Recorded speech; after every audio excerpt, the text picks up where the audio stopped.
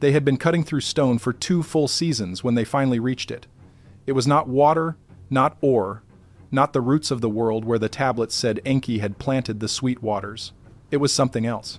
A frame, rectangular, carved from a black stone belonging to no layer above it, and set into that frame, sealed by hands nobody remembered, was a door. The tablet does not say how they knew what it was, only that they stopped digging when they saw it. The scribe uses a word that shows up in only 3 surviving Sumerian texts, and in the other 2 it is rendered as threshold rather than doorway. A boundary, a place where one condition ends, another begins. They did not open it. That single sentence appears twice in the passage, as if the scribe wanted no future reader to miss it. The Nephilim found the door. They understood what it was, and they sealed it. From our side, that phrase has kept Sumerologists quietly arguing for a century, because the grammar admits only one honest reading. The Nephilim were not closing the door to protect themselves from something above. They were closing it to protect this side from something below. And the direction they sealed it means the seal itself can only ever be broken from where we stand. The scribe knew this. That is why this passage was written down, not as a reminder to the crew who had been there, but as a message for the generations that would follow. For us, the tablet sits, or sat, in the archive at the University Museum in Philadelphia, under a designation known only to a handful of specialists. It came out of the ground at Nippur during the American expedition of John Peters and John Henry Haynes in the early 1890s, one of tens of thousands pulled across 4 campaigns. Most of them were administrative: receipts for grain, records of temple offerings, contracts between merchants. A small fraction, less than 1 in 100, carried what scholars call narrative content: hymns and stories and fragments of what the Sumerians believed had happened before the world took shape. It was first translated by Hermann Hilprecht in 1909, then quietly retranslated by 2 later scholars whose annotations survive in journal footnotes, but rarely in the main text. Hilprecht himself did not publish the full passage. His notes indicate he thought the content would harm his reputation, and given the pressures of his era, he was probably right. Hilprecht was already embroiled in the Peters-Haynes controversy, a long-running dispute over the provenance of certain Nippur finds that ran through American Assyriology for 2 decades. Publishing a translation that sounded like the product of overactive imagination would have handed his opponents ammunition. He chose caution. The tablet was reshelved.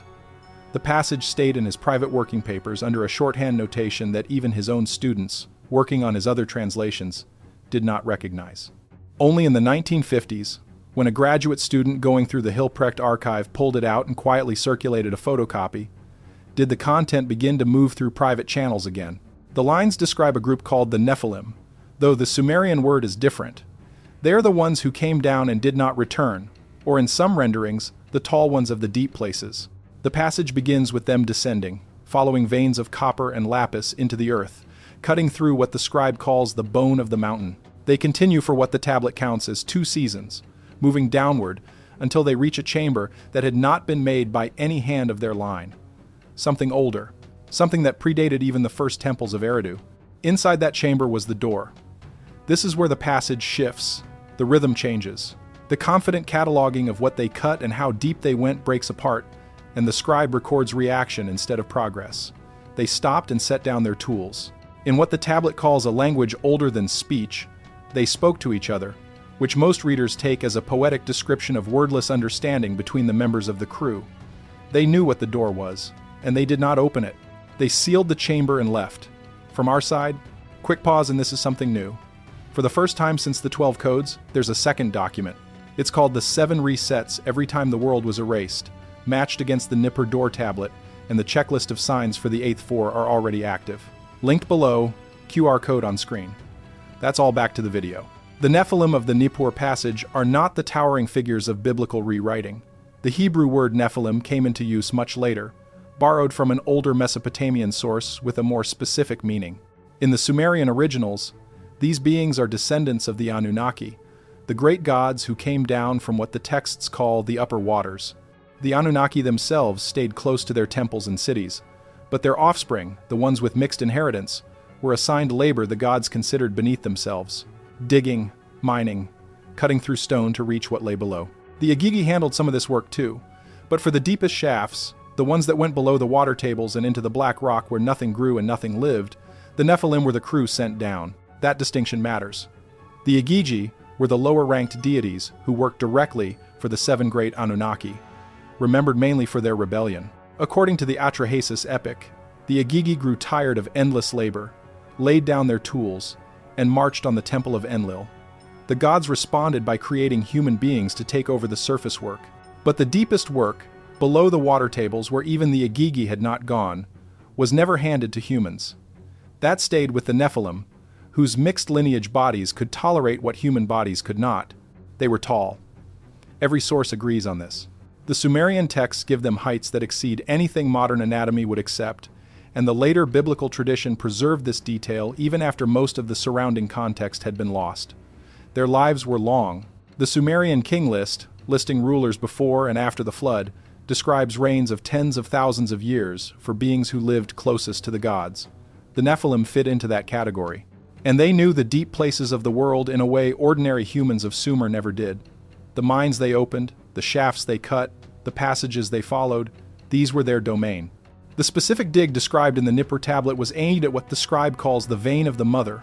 Translators disagree about whether this refers to a copper deposit, a source of fresh water from the Apsu, or something stranger. The tablet gives coordinates using directional language relative to landmarks that no longer exist. A mountain named in 3 surviving texts but identifiable in none. A river that ran in a direction Sumerian rivers do not run. Whatever the target was, they did not reach it. They reached the door instead. What matters is that the Nephilim were not on a mission of exploration. They were sent. The tablet says they had orders, that those orders came from one of the greater Anunnaki, and that the crew reported back through a chain of command ending in the passage with the name most scholars render as Enki. Enki, god of sweet waters and wisdom, below the surface. Enki, who in almost every Sumerian tradition is the figure most sympathetic to human beings, most inclined to warn them, most willing to share knowledge the other gods wanted hidden. If any of the Anunnaki would have sanctioned a decision made deep underground without consulting the priesthood or reporting back up the chain, it would have been him. When the crew reached the door and understood what it was, they did not send a runner to the surface, nor did they consult anyone above. The decision was made in the chamber, and the seal was placed before any other authority could know about it. That detail comes up again later, and it matters, because it means either the diggers were acting under a standing order Enki had given them in advance, or they were acting on their own initiative, in defiance of any surface authority, because they judged that what they had found could not be safely reported. The physical description of the door is unusually specific for a Sumerian religious text. Most passages of this kind rely on formulas borrowed from earlier hymns, making it hard to tell whether the scribe is describing something they had heard about or reciting a template. This passage does not use those formulas. The vocabulary shifts. New words appear that show up nowhere else in the surviving corpus. It reads like an eyewitness account transcribed carefully, rather than a religious composition designed for temple recital. The frame, the tablet says, was carved from a stone the scribe cannot identify. Black, reflective in a way that ordinary polished stone is not. It caught lamplight and returned it changed, though the passage does not specify how. The stone came from no layer the diggers had passed on their way down, and matched nothing they had ever seen brought to the surface from any other mine. Maclosing. Modern readers who take the account seriously have proposed everything from meteoric iron to obsidian to some form of vitrified rock, but no proposal accounts for all the details. The door was set into the frame with a precision the scribe compares to the fit of a sheath around a blade. There was no gap, no visible hinge, no obvious mechanism for opening. And yet it was clearly a door and not merely a wall, because it had markings on its surface, arranged in patterns the diggers recognized as writing, though the writing was in no script any of them could read. That detail matters. The Nephilim of the passage were not illiterate laborers. They came from a lineage that included the Anunnaki, who, according to those texts, brought writing to humanity. If the markings were unreadable to them, then the writing predated even the writing systems the gods had taught. The tablet devotes several lines to what happened when one of the diggers reached out to touch the door. The scribe does not say the man was hurt or killed, but he pulls his hand back and does not touch the door again. And the entire crew keeps their distance afterward. What he felt or heard or saw when his fingers touched the stone, the passage does not describe. It only records the result. A long silence in which nobody spoke and nobody moved, and then the decision to seal the chamber without opening the door. There is a small textual anomaly in that section worth mentioning. The scribe seems to have spoken to the man directly. There is a shift in wording, a first-person aside that appears nowhere else in the text, in which someone, presumably the digger himself, says only that he had heard something, not felt, not seen, heard. Whatever it was, he had heard it from the other side of the door, and after hearing it, he did not want to hear it again. One more detail worth noting. The scribe records that around the frame, cut into the chamber walls at regular intervals, were shallow niches, empty when the Nephilim arrived. The shape of the niches, and their spacing, suggested that they had once held lamps or offerings that had been removed long before. Someone had been in that chamber before them. Someone had lit lamps and left offerings and, presumably, stood facing the same door. And whoever they were, they had chosen to leave the door closed and to leave the chamber, taking their lamps with them, and had never come back. Before we move on to the seal, stop for a second. What you just heard about the door only makes sense on the full timeline next to the 6 resets before it. Every world ended. Every seal broke. It's all in the 7 resets, linked below. Grab it, come back, what's next builds on it. QR code is on your screen. The Sumerian phrase rendered as "from our side" is a compound of 3 characters, and the meaning shifts depending on which of the 3 is treated as the anchor. If the first character carries the weight, the translation reads "from above." When the middle character does, the phrase becomes "from the side of the living." If the third is emphasized, the meaning tilts toward "from where breath is taken." All 3 readings converge on the same conclusion, that the sealing was done from the surface, from the side where sunlight and air and human bodies exist, not from whatever lay on the other side. The mechanism they used is described in some detail. They did not break the door or try to weld the frame to the surrounding rock. Instead, they built up layers behind and around the chamber, filling the passage they had cut to reach it, packing the tunnel with alternating courses of stone and what the scribe calls the thick clay, which most translators identify as bitumen or similar. They collapsed the shaft above the chamber deliberately, using controlled fracturing of the surrounding rock, and marked the location with a stone above ground that carried no writing anyone was meant to read, just a shape, a mark that the priests of Enki would recognize, and no one else. Stones matching that description have been found in modern surveys around ancient Sumerian sites, uninscribed, roughly worked, sitting where no other explanation has been proposed. Most were dismissed as boundary markers and cataloged into museum storage. A handful were left where the survey teams found them, on the assumption that an unmarked stone was not important enough to warrant transport. The passage is explicit that the seal was designed to be breakable. That is the strange part. They did not want the door made permanently inaccessible. They wanted it left closed. But the option of opening it had to remain available to future generations who understood what they were doing. The scribe uses a phrase that translates roughly as "the key remains in the hand of the living," meaning the way to open the seal from the surface was known and could be relearned, but the seal could not be broken from the other side. Whatever pressed against that door from below would find it immovable. Only pressure from above could ever unseal it. This is where the ethical weight becomes clear. The Nephilim were not protecting the door from human interference. They could have done that. They had the resources, the labor, and the authority of the Anunnaki behind them. The location could have been made unreachable, buried under an unfindable amount of stone, protected by curses and traps other Sumerian texts describe in painful detail. They chose not to. The seal they left could, in principle, be broken by a future human civilization. They wanted future humans to be capable of choosing, and they wanted us to choose to leave it closed. The reason for that choice, the scribe hints but does not state directly, has to do with what would happen if the door were opened by beings who did not understand the difference between the 2 sides. The passage warns of a mixing that cannot be undone, a crossing that runs one way only, and it ends with a line that translators have rendered variously, but that in the most literal reading means the door waits for a hand that will not know what it is doing. To understand why the Nephilim made that choice, and why the Anunnaki behind them signed off on it, requires stepping back into the broader Sumerian cosmology.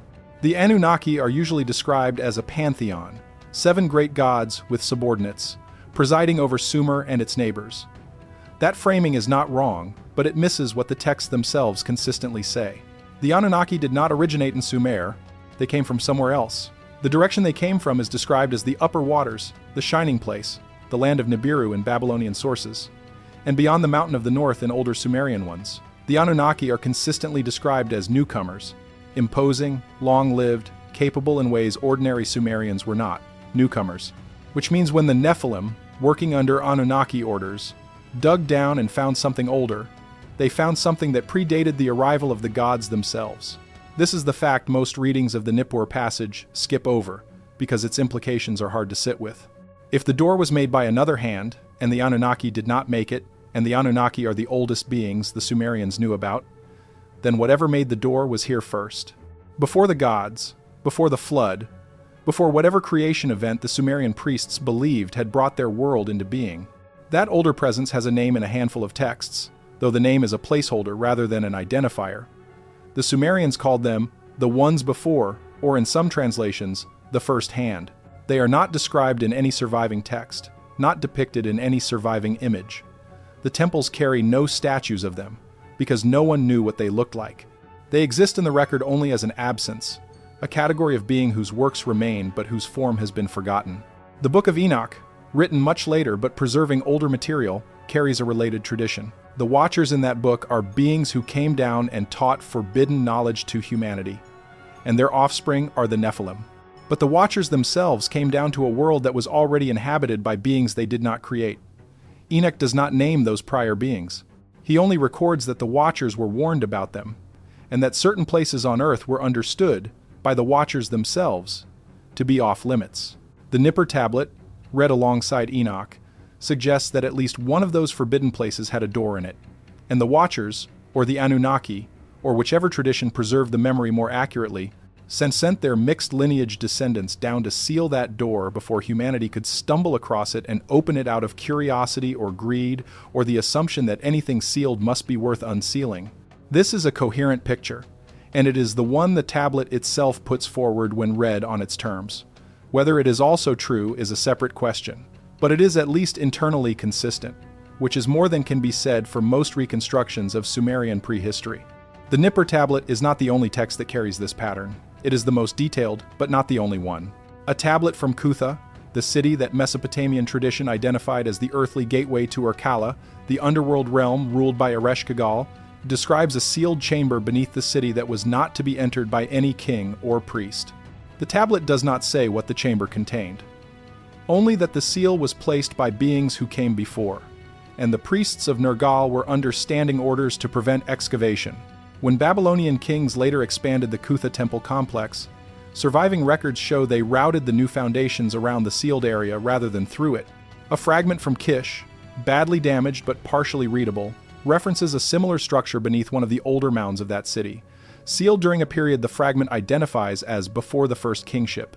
The Sumerian king list itself contains a curious note in some versions, stating that certain sites within the kingdom were to be left undisturbed by decree of the gods, and that those sites had been marked with stones bearing no writing. The stones exist. Archaeologists have found several, dismissed usually as boundary markers or ritual objects of unclear purpose, and none have been formally connected to the sealed chamber tradition because the tradition is scattered across too many broken texts for any single scholar to have assembled the full picture. Modern archaeology has, in most cases, not tried very hard to find these places. When the sites have been located, permits to excavate deeper layers have been denied or delayed by the relevant antiquities authorities for reasons that vary but produce a consistent result. The deeper layers remain sealed. Whether that consistency is the product of institutional caution, political sensitivity, or something more deliberate is hard to know from outside the process. The looting of the Iraq National Museum in 2003 destroyed or scattered thousands of cuneiform tablets, some of which were later recovered, many of which remain missing.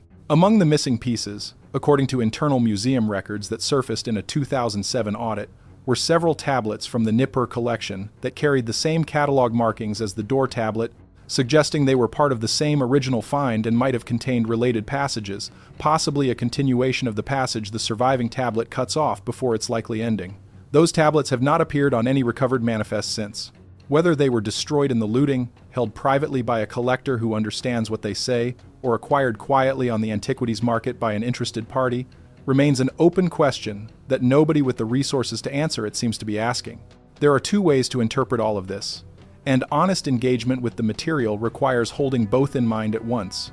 The first interpretation is that the tablet is a piece of religious mythology, that the door is a symbol, that the ceiling is a metaphor for boundaries between the living and the dead, or between order and chaos, and that the pattern of similar references in other tablets reflects a shared literary tradition rather than a shared underlying reality.